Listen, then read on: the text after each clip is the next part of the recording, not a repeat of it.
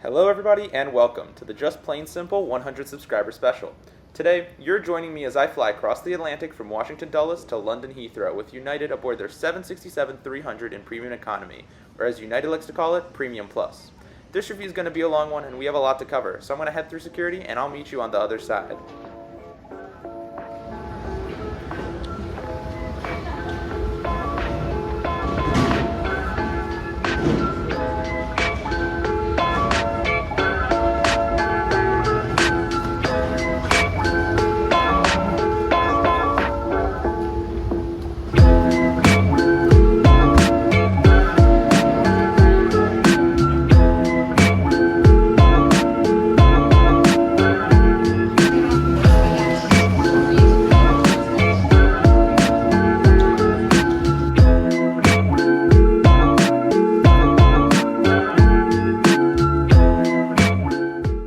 And hello again.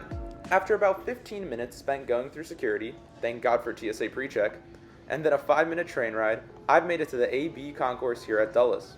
While most international flights do depart out of this concourse, United operates most of their flights, including mine tonight, out of the C and D concourses. So why am I here tonight, you may ask? Well, thanks to Priority Pass, I get access to a few different lounges here at Dulles. These include the Air France Lounge, the British Airways Lounge, and the one I'm planning on visiting today, the Turkish Airlines Lounge. I've heard a lot of good things about this Turkish lounge, and many people online even claim it to be the best Priority Pass lounge in the US. Is that really the case? Well, I guess I'm about to find out. Well, I've got some good news and some bad news. Bad news, I lost most of my footage from the lounge. Good news, the only footage I didn't lose was this clip of ANA's R2-D2 Dreamliner, and honestly, this was probably the best part of the lounge. It was small, the food was okay at best, and it was super overcrowded. But honestly, this close-up with R2-D2 made it all worth it. Well, after my foray at the Turkish lounge, I tried to check out the Air France lounge, but unfortunately, Air France closed the lounge to all travelers who are not flying business class on Air France or any of their partners. While disappointing for me, this probably made the experience much better for those who could access the lounge. Overcrowding in Priority Pass lounges is a pretty prevalent problem these days across the world, leading to many lounges restricting access during peak periods, like the Air France lounge did here in Dulles. Kinda makes it less worth it in my opinion, but hey, a lounge is still a lounge. Anyways, I'm going to make my way to the CD concourse, and along the way, I'll tell you a little bit more about my flight today.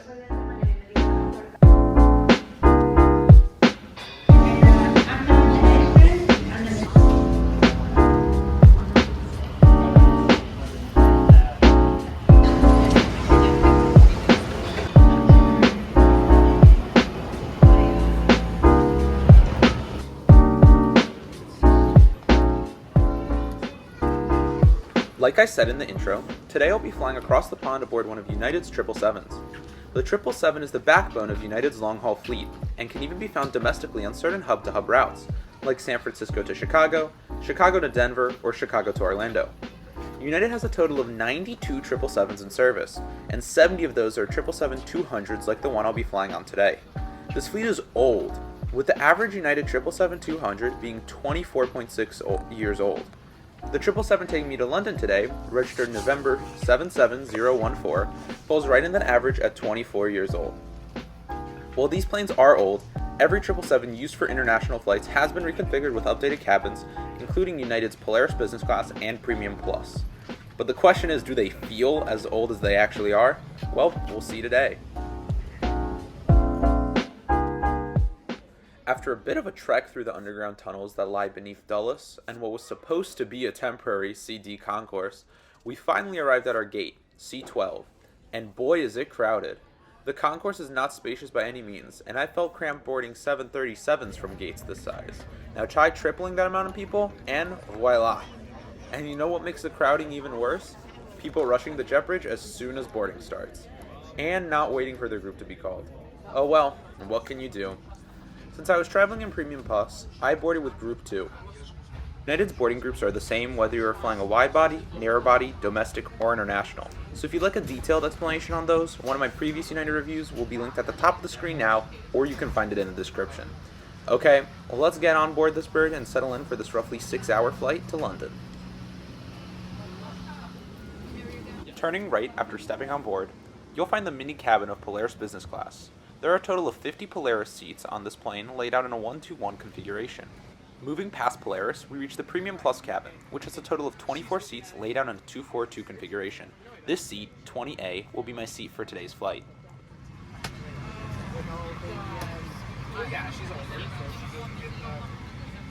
Waiting for me at my seat were a Saks Fifth Avenue branded pillow and blanket, along with a set of United branded semi-noise cancelling headphones, which actually work pretty well throughout the flight.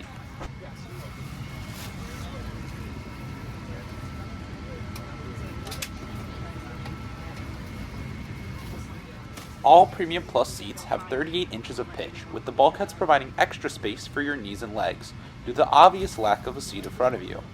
All this room made for a pleasant experience crossing the Atlantic.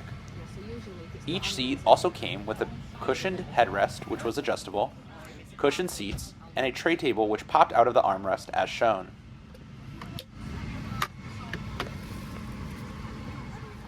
Tray table was adjustable and could be slid back and forth for ease of use.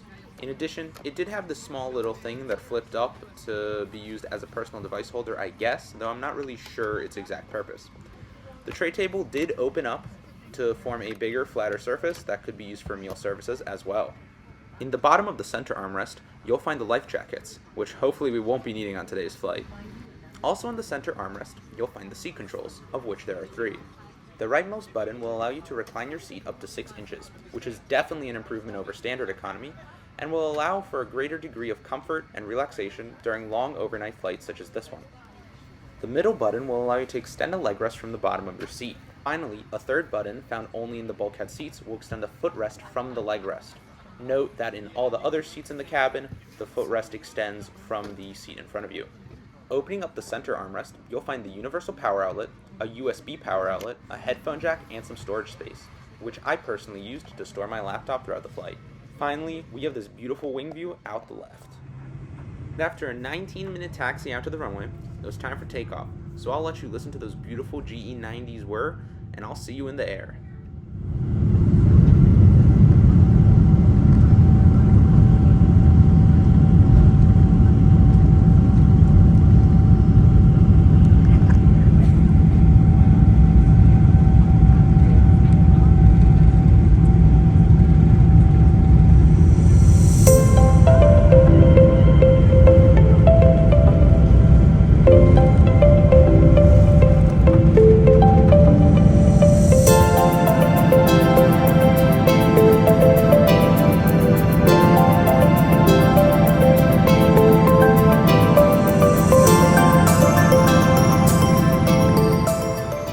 About an hour into the flight, as we flew alongside Long Island, the initial service began. This consisted of a drink, or 2 in my case, and a packet of Maddie K's natural almonds.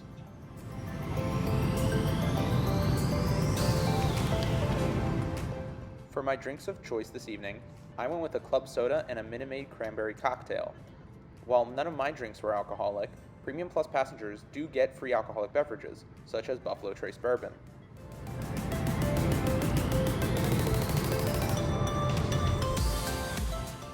Before we get into tonight's meal service, let's take a look at this Amenity Kit given to all Premium Plus passengers. Opening up the Amenity Kit, you'll first find a pair of Premium Plus branded socks, which is a really nice touch and not something you'll find on most premium economy products that I've flown on at least. Next, you'll find an eye mask and some earplugs in case you want to get some shut-eye.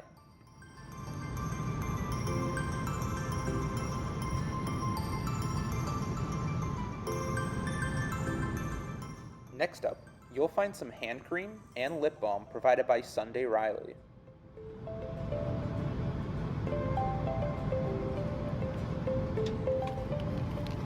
Inside the Amenity Kit, you'll also find a United Dental Kit, which I didn't open, but I assume contains a toothbrush and some toothpaste.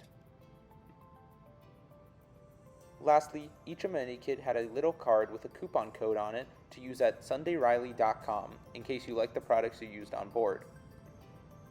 I, unfortunately, did not take Sunday Riley up on this offer, but if you want to try that coupon code and see if it still works, be my guest, and if it does, let me know in the comments.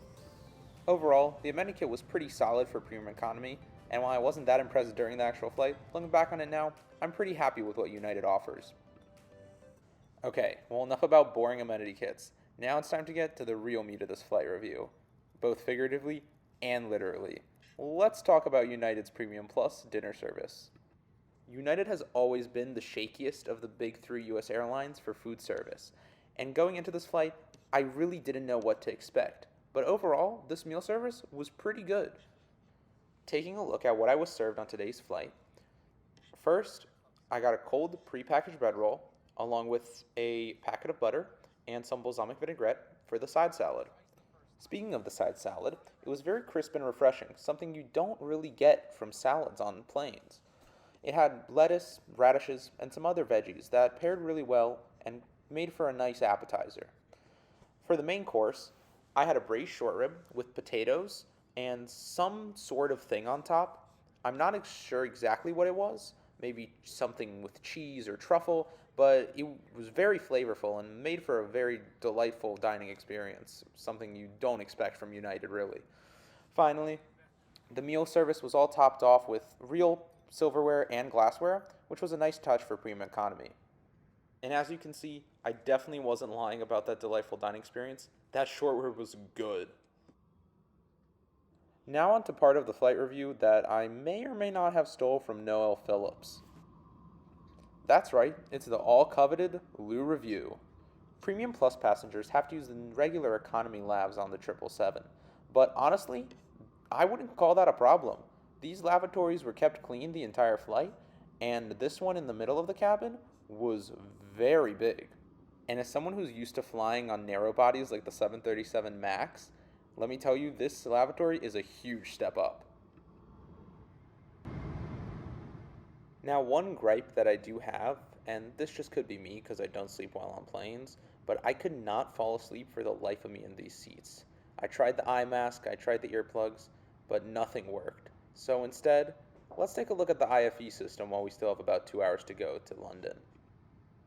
First off, what you're seeing here is the moving map, which is pretty detailed and has a lot of different views and angles you can use here on United, and I spent a good amount of time of it tracking our progress throughout the flight. And I might have lied a bit, and looks like that 2 hours turned into 1 hour, but anyways, let's take a look at the entertainment that United offers in Premium Plus.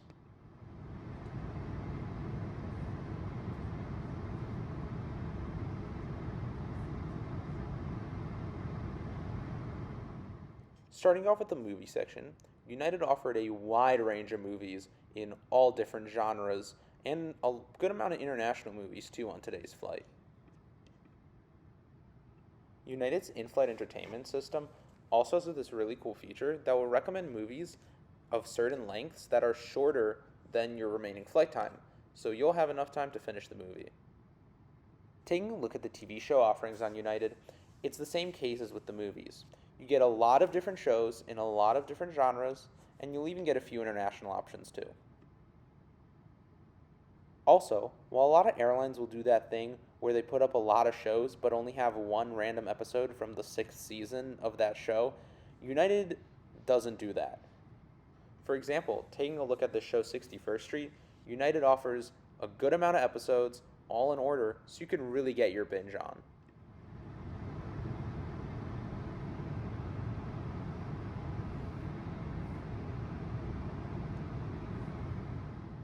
United also has a wellness section with a few different meditation style videos and some nature relaxation videos as well.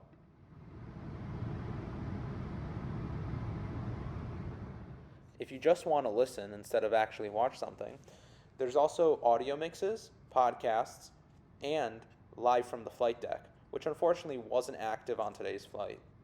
United also had a certain selection of concerts and live events that you could watch, which is an interesting feature that I've never seen before on any other in-flight entertainment system. Finally, like most airlines, United has a kids section, which includes kids movies, kids TV shows, and a few kids games as well. But while the entertainment may end there, United's not done yet. On United's in-flight entertainment system, you'll also find an information section with features such as a news page with various topics such as sports and business, and in various languages. You'll also find a weather page where you can find weather for your destination, surrounding cities, and other cities in other regions. Finally, in the bottom right corner, you'll find a little toolbar with some various settings such as brightness, volume, the flight attendant call button, and the flight information page. From here, you could also launch the interactive map, as you see here. Overall, United offers a robust entertainment system that kept me more than entertained for today's flight. But as entertained as I may be, nothing can save me from what was this United Premium Plus breakfast. Breakfast was served about 30 minutes prior to landing and included literally 2 pieces of fruit, some egg white bites in a questionable mushroom sauce and some cherry tomatoes, and a cold rock solid croissant. While the idea for the breakfast was actually pretty good, the execution was just not there, and it was basically inedible. So as the sun rises over Western England, and we begin our initial descent into London Heathrow, let's take a look back on this flight using the patent-pending, just plain simple, flight rating scale. For those of you who are new to the channel and don't know about the flight rating scale, let's go over it quickly. The flight rating scale is a score out of 40 points, which is made up of 4 different categories. The 4 different categories are ground experience, which includes check-in, the airport experience in general, and any lounges we may have visited. Soft product, which includes factors such as the meal and drink services, amenity kits, and the overall quality of service provided by the flight attendants. Hard product, which includes factors such as seat comfort, ease of use, and overall cleanliness. And finally, in-flight entertainment, which is pretty self-explanatory and just covers the in-flight entertainment offered on the flight. So let's start with the ground experience. If you've watched my previous flight review, you'd already know that I'm definitely not Dulles' biggest fan. While the 8B concourse is clean, modern, and at the very least somewhat pleasant to be in, the same cannot be said for the CD concourse.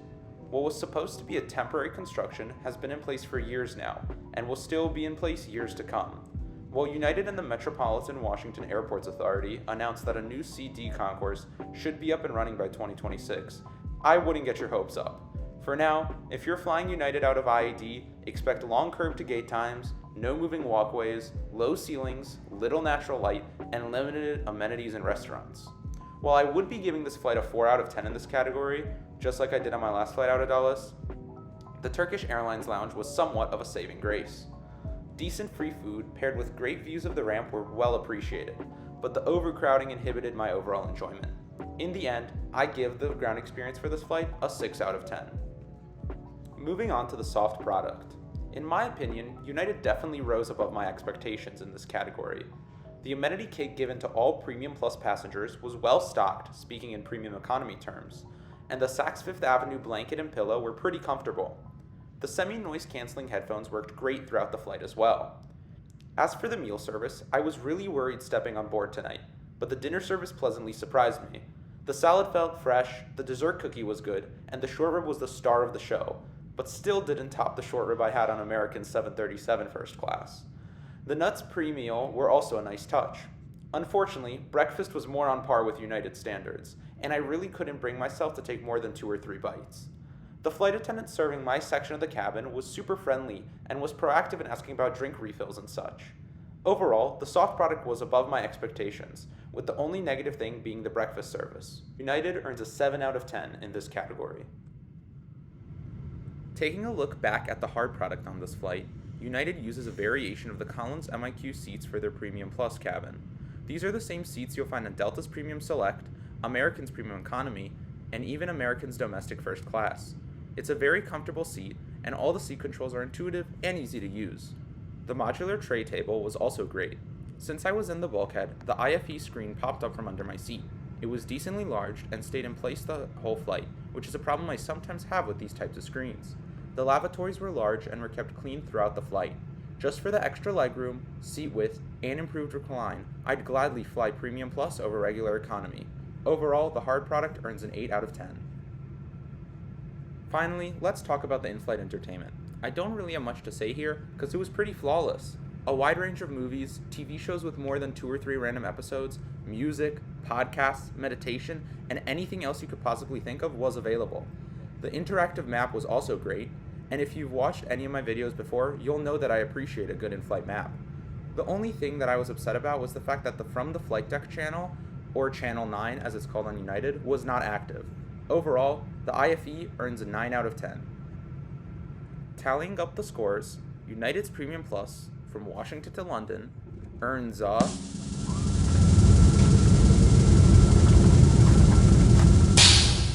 30 out of 40. Overall, I had a great flight that really exceeded my expectations. While I couldn't get to sleep, it was a comfortable ride across the Atlantic. This, paired with great entertainment, enjoyable service, and a surprisingly good dinner, best not mention the breakfast, made for an experience I would gladly pay a reasonable price to upgrade to if I was planning to fly economy. While I haven't had the chance to fly any of the other big 3 US airlines in premium economy, I can confidently say United is a solid contender. If you enjoyed this video, and my attempt at a voiceover, let me know in the comments. And if you really liked it, make sure to leave a like and subscribe to the channel for more videos like this. I do hope to see you in the next one. Thanks for watching, and have a great day.